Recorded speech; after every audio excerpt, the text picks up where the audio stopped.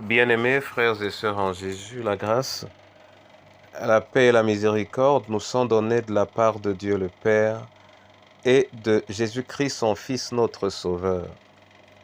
Amen. Pour notre méditation de ce jour, nous allons lire dans l'Évangile de Jésus-Christ selon Jean au chapitre 3, le verset 17.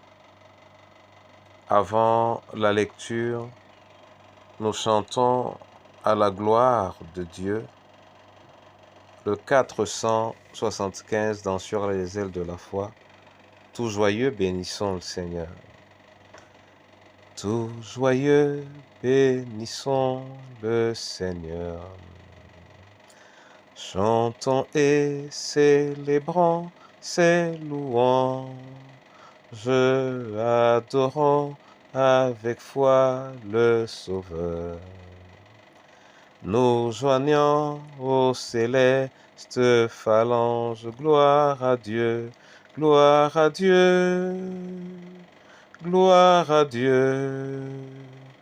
Que ce chant retentisse en tout lieu. Gloire à Dieu, gloire à Dieu. Que ce chant retentisse en tout lieu. Alléluia. Jean 3, 17, là il est écrit: Dieu, en effet, n'a pas envoyé son Fils dans le monde pour qu'il juge le monde, mais pour que le monde soit sauvé par lui. Amen. C'est une affirmation très intéressante et réjouissante. Souvent, le regard que l'on a de Christ est celui de quelqu'un qui est là pour nous juger, donc à la limite pour nous condamner. Mais cette parole vient nous dire de manière claire que tel n'est pas le but de la venue de Jésus, mais au contraire, il est venu essentiellement pour sauver. Et la différence est importante et fondamentale, car pour lui, ce qu'il y a lieu de faire, c'est de nous trouver des éléments qui vont nous aider à ne pas rester dans notre stature, dans notre posture ancienne, mais d'accéder à la stature d'homme libre. Mon frère et ma sœur, voilà le but de la venue de Jésus. Ne le regardons pas sous le prisme des commandements, même comme ces commandements gardent toute leur place, car la priorité, c'est de disposer son cœur afin qu'il soit travaillé par le Seigneur et que nous devenions capables d'accomplir les dispositions de la loi sans peine et sans souffrance. Jésus est venu pour me sauver. Il est venu pour te sauver.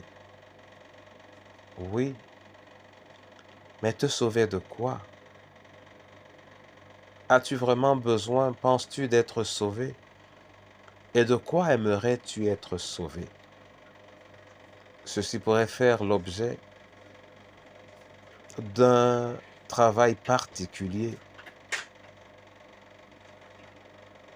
Et il faut chercher dans ton cœur. Oui, tout ce qui te maintient captif, tout ce qui ne te permet pas de vivre l'épanouissement de ton identité. C'est de cela que le Seigneur Jésus est venu te délivrer. Ton incapacité à résister au mal ou au péché.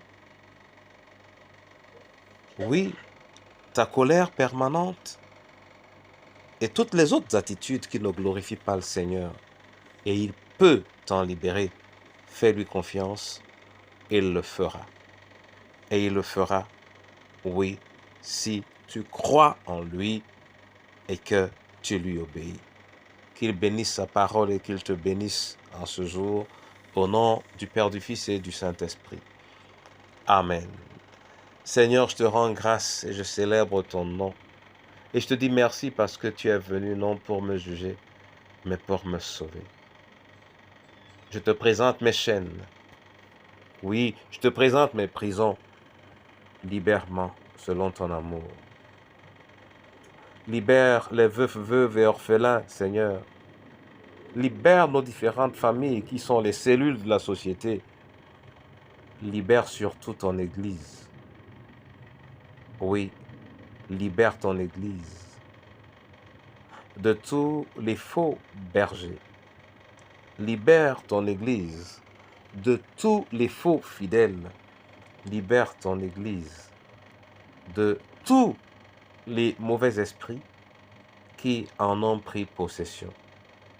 Et glorifie de nouveau ton nom dans ta sainte demeure, au nom précieux de notre Seigneur et Sauveur Jésus-Christ.